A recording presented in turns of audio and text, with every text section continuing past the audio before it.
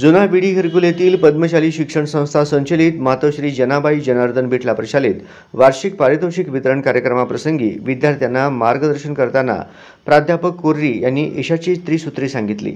शाळेतील विविध उपक्रमामुळे विद्यार्थ्यांमध्ये नेतृत्व व कर्तृत्व गुण उदयास येतात आणि जीवनात योग्य नियोजन झाल्याने यश मिळते, पण त्यासाठी सातत्य, संघर्ष व सराव करणे आवश्यक आहे, असे प्रतिपादन त्यांनी केले।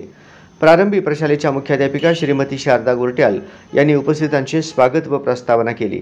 मान्यवरांच्या शुभ हस्ते दीप प्रज्वलनाने व सावित्रीबाई फुले यांच्या प्रतिमा पूजनाने कार्यक्रमाची सुरुवात झाली। प्रशालेतील विद्यार्थिनी कुमारी श्रद्धा पुला हिने सावित्रीबाई फुले यांच्या ओवींचे वाचन केले। वर्षभरामध्ये शैक्षणिक, क्रीडा व विविध स्पर्धेत सहभाग घेतलेल्या व यश मिळवलेल्या विद्यार्थ्यांचे कौतुक करण्यात आले। आईच्या कष्टाचे स्मरण करून शिक्षण घ्या, आईचे कष्ट सोन्यापेक्षाही मौल्यवान आहे।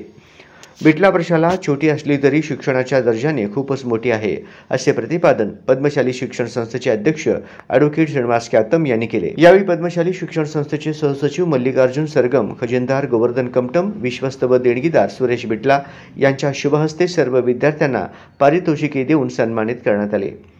कार्यक्रमाचे सूत्रसंचालन सहशिक्षक अविश भानप यांनी केले, तर आभार सौ लक्ष्मी कोंडा यांनी मानले।